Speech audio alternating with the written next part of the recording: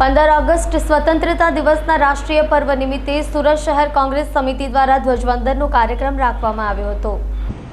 ભારત દેશે આઝાદીના 77 વર્ષ પૂર્ણ કર્યા છે। આજે સમગ્ર દેશ 78મો સ્વતંત્રતા દિવસ ઉજવી રહ્યો છે।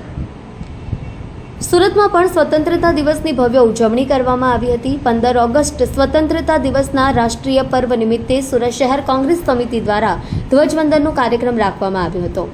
સુરત શહેર કોંગ્રેસ પ્રમુખ ધનસુખભાઈ રાજપૂતના વરદ હસ્તે રાષ્ટ્રધ્વજ ફરકાવાયો હતો। ધ્વજવંદન કાર્યક્રમ સવારે 9 કલાકે મકાઈ પુલ નાનપુરા ખાતે આવેલા કાર્યાલય ખાતે રાખવામાં આવ્યો હતો। આપ સૌનો આ તબક્કે સૌને મારી હાર્દિક શુભકામના, સૌને બધાઈ।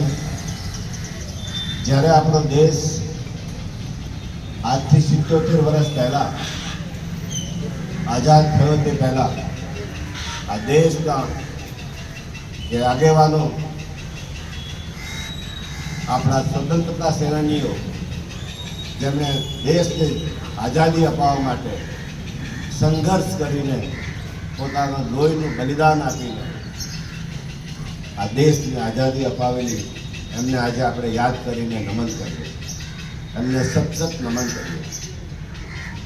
સાથે સાથે આજે પણ જે આપણા દેશની રક્ષા કરવા માટે જે સૈનિકો દેશની સરહદો પર આપણા દેશની રક્ષા કરે છે, એમને પણ આજે યાદ નહીં કરીએ તો વ્યાજબી નથી। તેમને પણ આપણે સેલ્યુટ કરીએ છીએ, તેમને પણ આપણે નમન કરીએ। ભારત દેશની આઝાદીમાં કોંગ્રેસ પક્ષે આપણા દેશના મહાત્મા ગાંધીજી, જવાહરલાલ નહેરુજી, સરદાર વલ્લભભાઈ પટેલ, બાબા સાહેબ આંબેડકર, મૌલાના અબ્દુલ કલામ, શહીદ ભગતસિંહ, સુભાષચંદ્ર બોઝ એવા અનેકો આપણા સૈનિકો, આપણા રાષ્ટ્રના નેતાઓએ પોતાનું બલિદાન આપીને, પોતાનો સંઘર્ષ કરીને એમને આ દેશની આઝાદી અપાવી છે।